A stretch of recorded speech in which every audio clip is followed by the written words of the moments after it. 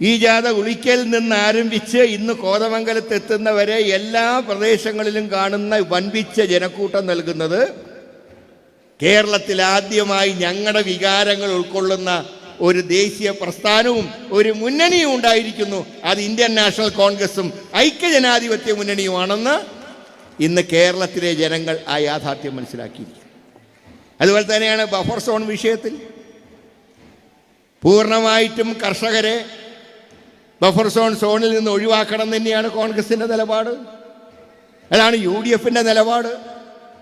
ഇപ്പം നിങ്ങൾക്കറിയാം, UPA സർക്കാരിൻ്റെ കാലത്ത് ഒരു ഒരു ഗാഡ്ഗിലിനെ വയ്ക്കുകയുണ്ടായി ഈ വനത്തിൻ്റെ കാര്യങ്ങളെക്കുറിച്ച് പഠിക്കാൻ. പക്ഷേ കഷ്ടകാലത്തിന് അധികം മൃഗങ്ങൾക്കാണ് പ്രാധാന്യം കൊടുത്തത്, മനുഷ്യനല്ല. വലിയ ആക്ഷേപമുണ്ടായി. അപ്പം ആ ആക്ഷേപത്തിൻ്റെ ഒരു അന്നത്തെ രക്തസാക്ഷിയാണല്ലോ ഇപ്പോഴത്തെ നിങ്ങളുടെ MP ശ്രീ ഡീൻ കുര്യാക്കോസ്. അത് അന്ന് തോൽക്കാൻ കാരണം എന്താ? ഇയാളുടെ ഗാഡ്ഗിലിൻ്റെ പേരിൽ. അത് മനസ്സിലാക്കിക്കൊണ്ട്, ആ വികാരങ്ങൾ മനസ്സിലാക്കിക്കൊണ്ട് ഡോക്ടർ മൻമോഹൻ സിംഗിൻ്റെ ഗവൺമെൻറ് കസ്തൂരിരംഗനെ വെച്ചു. കസ്തൂരിരംഗൻ അത്ര അപകടം ചെയ്തില്ല, കുറേയൊക്കെ മയപ്പെടുത്തി. പക്ഷേ അതിനിടയ്ക്ക് ആ സർക്കാരിൻ്റെ കാലാവധി കഴിഞ്ഞു, ഇലക്ഷൻ വന്നു, UDF തോറ്റു, UPA സർക്കാർ പരാജയപ്പെട്ടു, മോഡിയുടെ സർക്കാർ വന്നു.